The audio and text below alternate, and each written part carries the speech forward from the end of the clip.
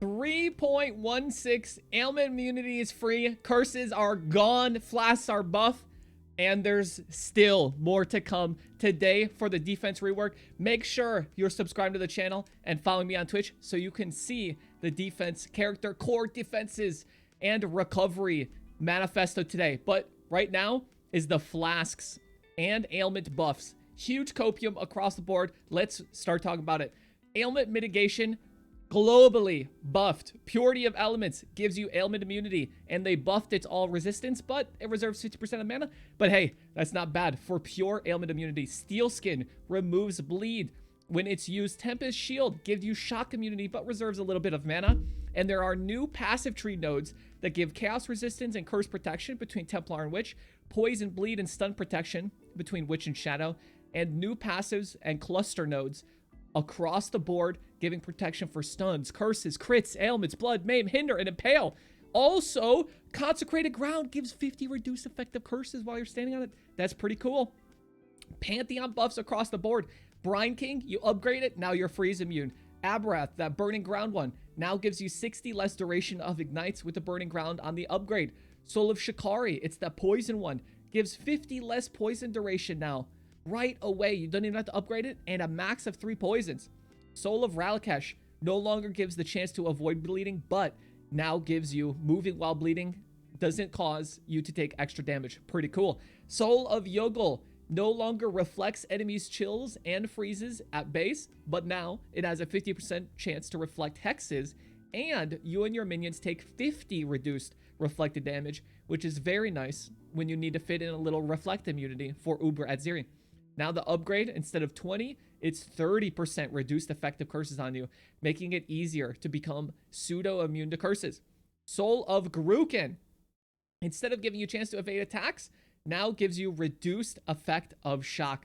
Very cool. Very, very cool. I am much looking forward to all the ailment stuff. And now, getting your ailment immunity is even easier when you craft it on your gear. The Veiled mods on body armors and all other pieces have been buffed across the board. Whether it's shock, chill, or ignite, or just global ailments, they've all had their numbers increased, and that's a buff. They have new crafts for everything. Shield, belts, boots, rings, helmets, right? Everything. You get Chaos Dot. Take no extra damage from bleeding.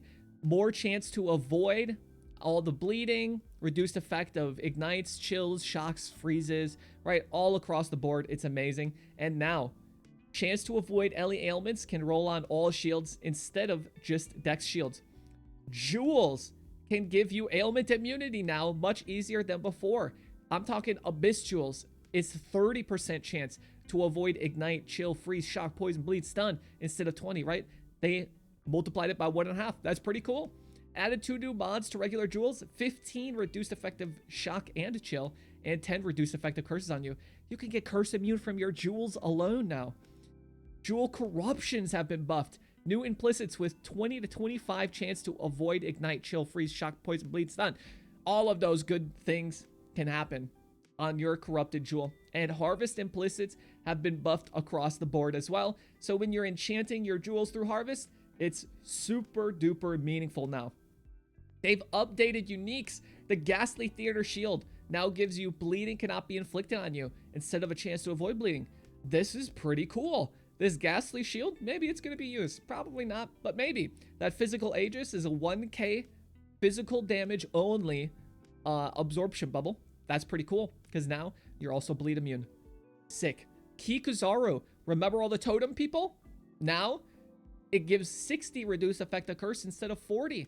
So you get a Kikuzaru ring, you upgrade your Pantheon, and you only need to get 1 jewel that has 10% reduced effective curses on you or 1 node on the tree. You don't have to meme around with 2 stupid rings anymore. All right? Now, they are going to nerf Forbidden Rite totems, but it's a buff across all other totems. Sick. Life and Mana Flask buffed. They removed a lot of these kind of worse for wear Life and Mana Flask mods, but they're adding a bunch of very, very targeted and super good ones. Now, you'll get immunity to hinder if you've been hindered, maim if you've been maimed. You can also have a nice little trigger now set where it's on savage hit. So if you get hit for 15% of your life or more, You can have a hinder nearby enemies, which is pretty cool. So if you take a big hit, or no, you can't do that. I'm sorry. You just hinder nearby enemies. You can't have a trigger on Life Flask. My bad. All right, I'm getting too hyped. Recover an additional 40% of life over 10 seconds if used while not on full. That's pretty cool. That's just extra 40% of your life recovery over time. It sounds like this is going to happen beyond the duration of your Life Flask normally. I think that's really nice. Utility Flask ailment immunity has been buffed across the board as well.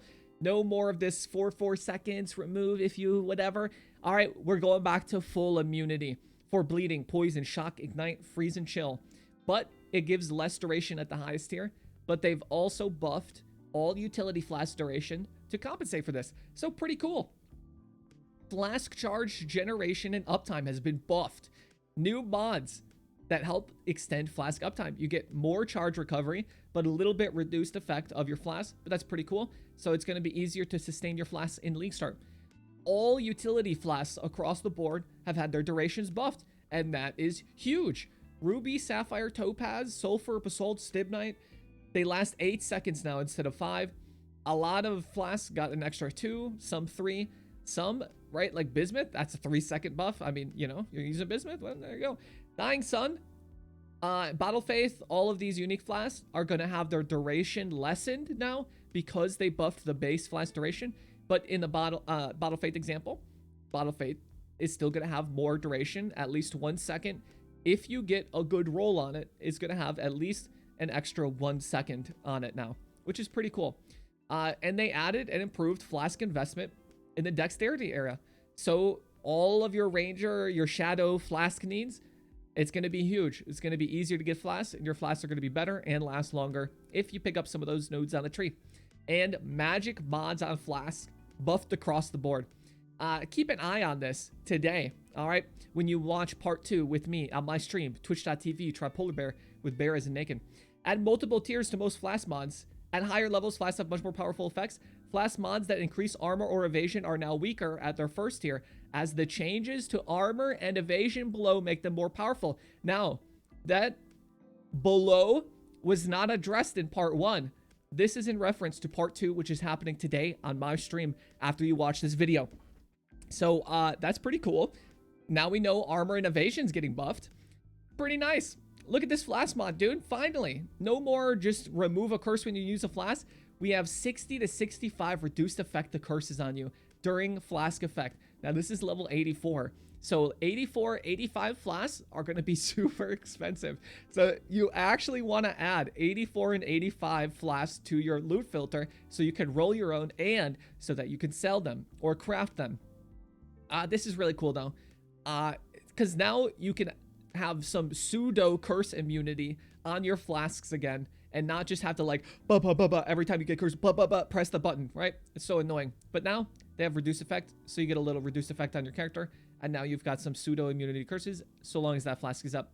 They've buffed adrenaline, they buffed the increased armor and evasion, right? We get some more of that. Additional Elliot res, you can get more leech for attack damage and spell damage, and increased crit strike chance on flasks, buffed a little bit. That's pretty nice, and I think this can just roll on flasks now.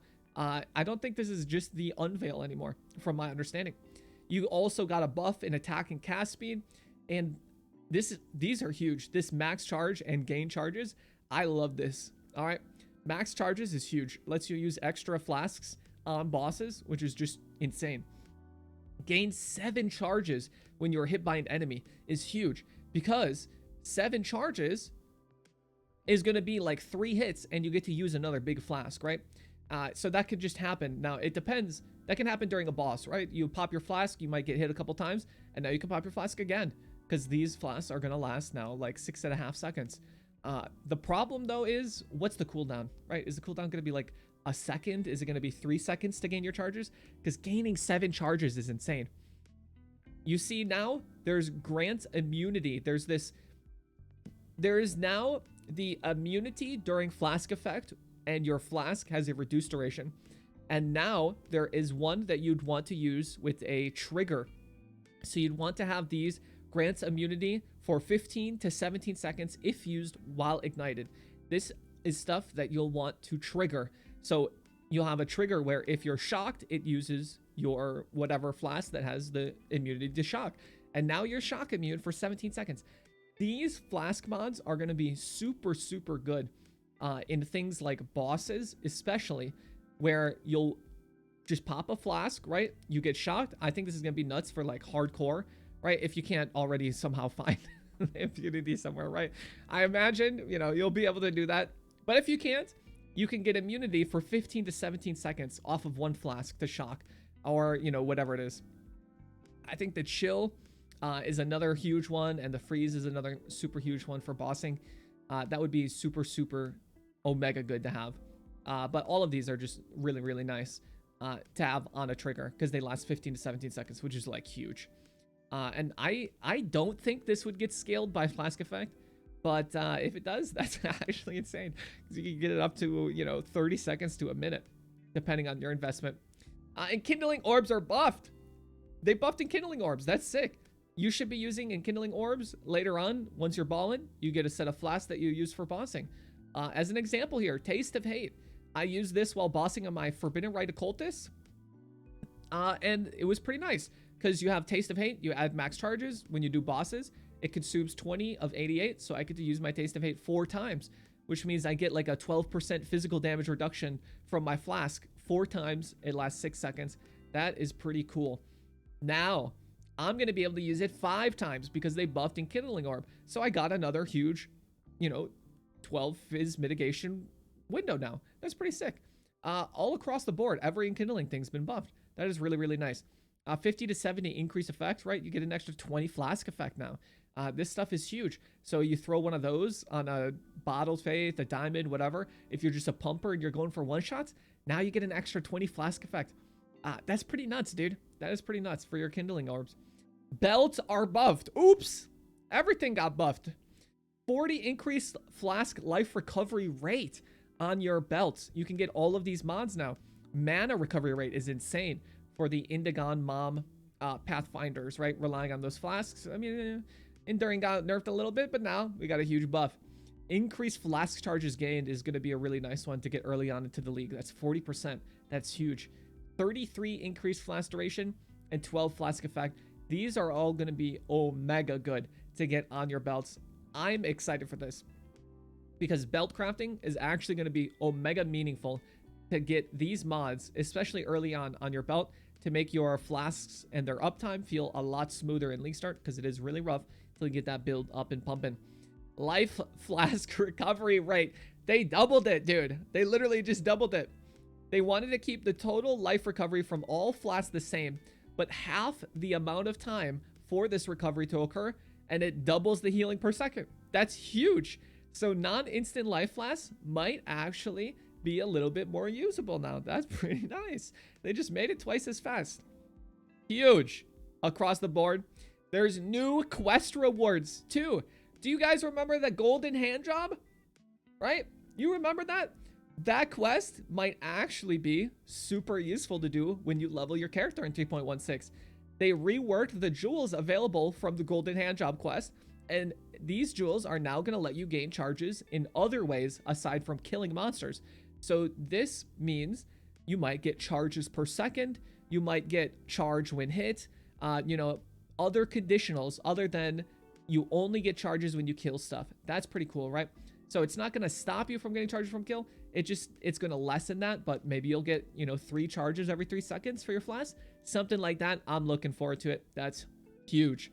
And lastly, Ranger life and flask recovery. Huge, enormous buff. They're adding more life regen if you've used a life flask, and mana gained on hit if you used a mana flask in the Ranger starting area. That's insane.